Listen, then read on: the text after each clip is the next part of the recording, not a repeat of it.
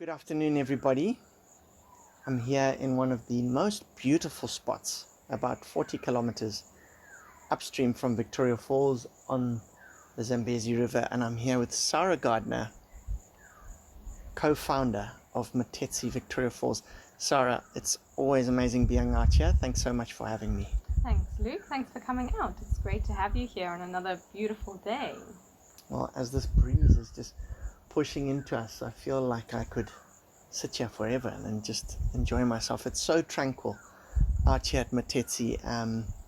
But Sara, could you tell us a little bit about where it all started for you and your family with Matetsi, maybe to kick us off? So our idea is summed up essentially in that we want to showcase everything exceptional about our part of the world. And that's what we are doing here at Matetsi Victoria Falls. So that is everything from the Victoria Falls itself. So 40 kilometers upstream, we have the largest waterfall on the planet. And then combining that with the spectacular Zambezi River that's just over your shoulder here, as well as this beautiful natural landscape, which is Matetsi Private Game Reserve, and all the incredible wildlife that we have on property as well. And to top it all off is the amazing Zimbabwean hospitality. You know it, Luke, from Zim, that warm, authentic hospitality. So that's what we offer. We offer this combination experience of safari, the river, the falls, and our amazing team and their incredible hospitality. Fantastic. We wanted to tell that story. We wanted to show the world that side of Zimbabwe and how special this place is. And we feel like we've created a little pocket of paradise here. You certainly have. A pocket of paradise is a beautiful way to describe it. Sara, please tell us a little bit about, you're sitting on a pristine wilderness area. How big is it? So Matetsi Private Game Reserve is 55,000 hectares, or 136,000 acres, and there's 15 kilometers of Zambezi River frontage. So the area is actually pretty much the same size as our neighboring national park, and through the efforts of Matetsi Victoria Falls as a hospitality entity, we look after that whole vast wilderness. And hopefully later today we'll get to take a short drive and show you a little bit of what's happening out there. But there's a huge conservation side to it. As a family, we've had this dream, what is now realized here. We've had it for over 30 years. So I was born in Zimbabwe, and I grew up in this beautiful part of the world. As a child, I spent actually many moons on the banks of the Zambezi River, playing in the mud, enjoying this beautiful part of the world. And we really wanted to show that, as I mentioned, to the globe of what we have to offer.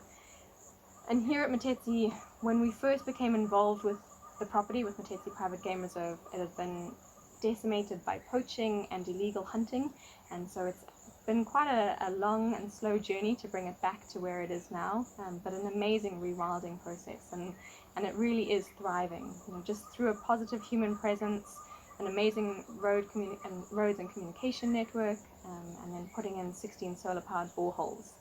Sometimes say water brings life, and that's what we've seen on property. So often even here we have elephants move through camp. There's no fences around the lodge, there's no fences throughout the concession actually, and we're within the heart of the Kaza Transfrontier, which is the largest transfrontier in the whole world.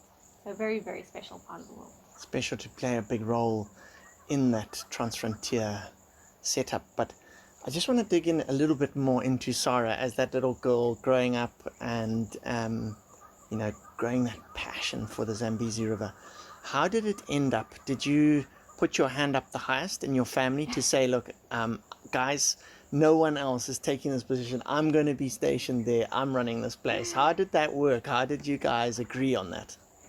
I don't know if that got caught on camera, but there was just a giant kingfisher that caught a fish behind your shoulder there. Oh, brilliant. So, look, it was actually a very interesting journey.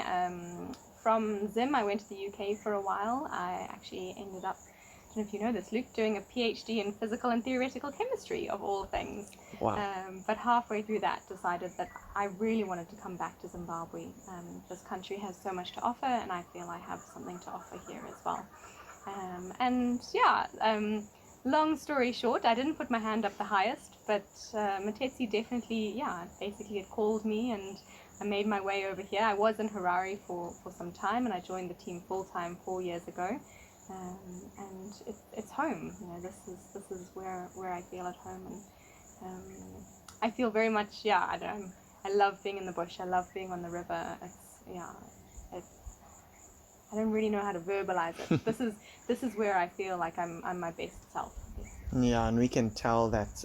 Sorry, whenever we spend time with you, you're always talking about Matetsi so passionately. I totally understand why. And you take some amazing pictures and you always tell some incredible stories through your social media. Thank you for keeping us all enthralled.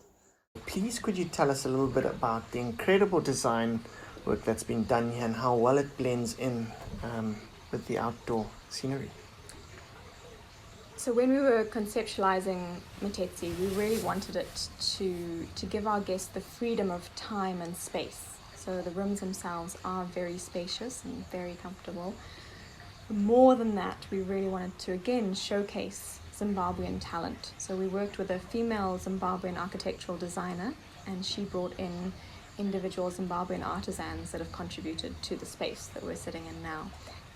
Her design concept is life on the river, so we literally are on the Zambezi River, and she's brought in different elements. So we have lights out here above the veranda area. They are reminiscent of the fish traps that would have been used in the Zambezi itself, and then other beautiful things such as the painting on the wall there.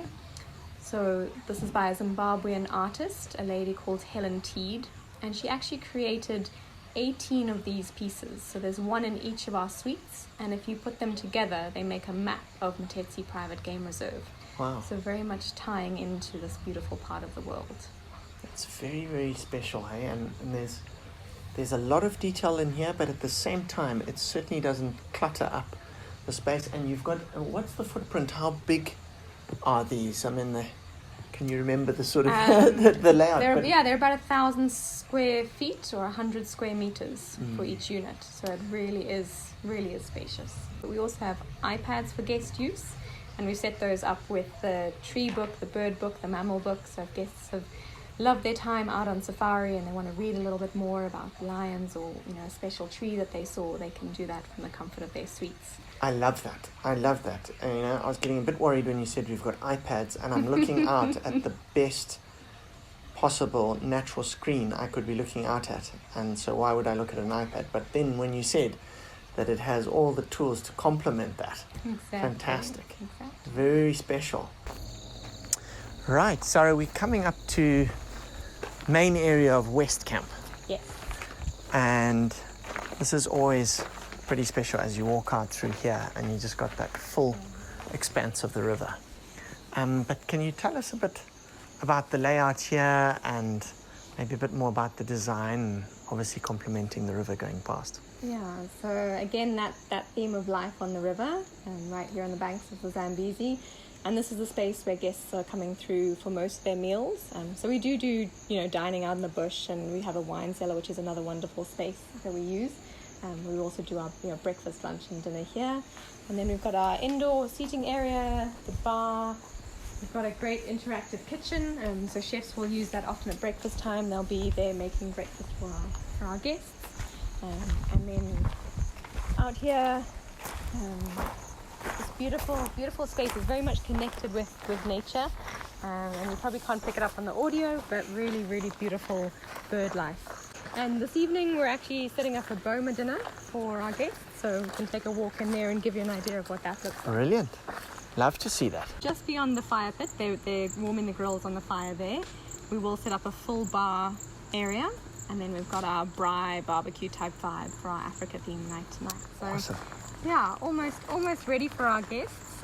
And the boma here on the west side of the camp has this beautiful view out on the river. I was just going to say, quite often you see in camps, they have this amazing bomas, but they kind of block off the view. You've got a team that is focused purely on conservation. Yes.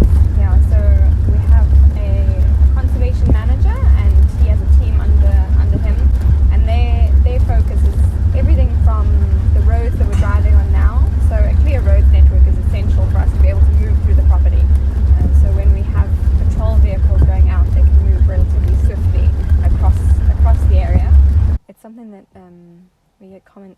from guests quite frequently of how relaxed the wildlife is here.